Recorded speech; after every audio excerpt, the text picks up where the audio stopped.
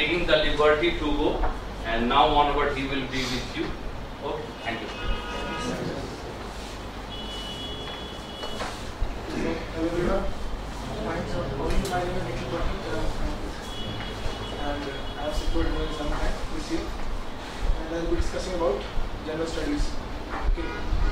So first of all, what I want you guys to know is, generally what it is considered is that in the mains paper, your essay, your optional, and your ethics paper are considered as the papers in which you should maximize your score.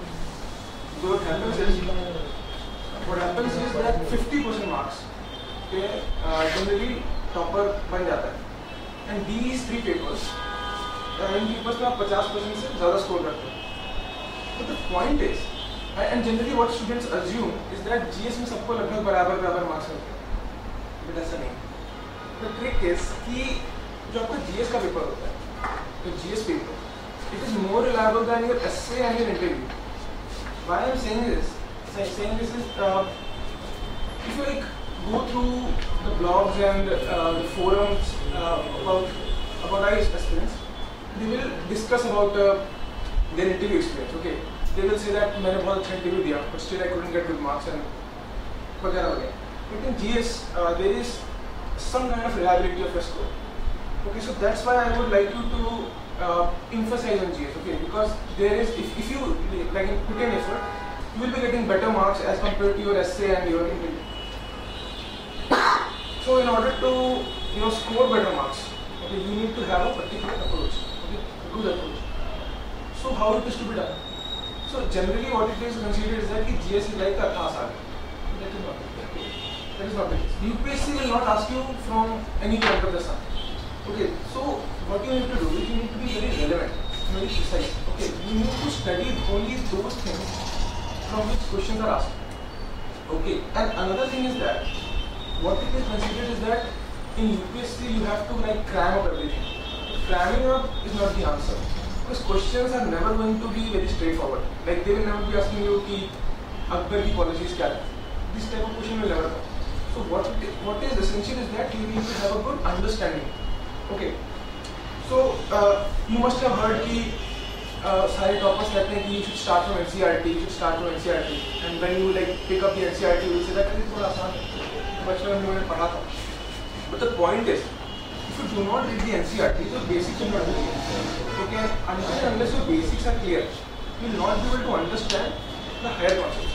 That is why it is said that you should focus on NCERT. Because when I gave my prelims, a lot of questions they were directly asked from the NCERT. The science and tech, the static portion of science and tech, they generally asked from the NCERT only. For example, there was a question I remember in 2014 in which they asked in the prelims that the lichens, there is a symbiotic relationship between what two. Okay, so like verbatim given in the class 7th NCERT, science NCERT. That is why it is said that we should focus on the NCERT. Okay. Now, yes. So when I said that be relevant, that means that you should focus on a few things. Okay. For example, if you pick up the syllabus, there are many topics. Like there is like land reforms or modern world history. So tomes have been written on modern world history. Okay. Research papers are published every year on modern world history. So you will not be reading all that. So you should pick up the question paper, analyze it, see what type of questions are asked. Okay, from land reforms you will not be asked very high type of questions. And precisely this, UPSC will never ask you very tough questions. The level of questions in UPSC is not tough.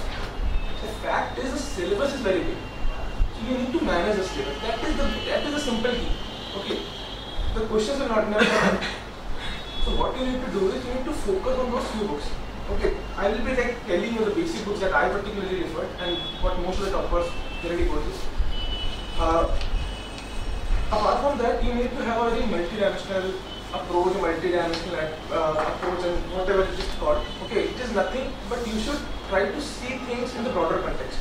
Okay, so you are like reading economics from the Hindu or from anywhere, and you come across certain terms.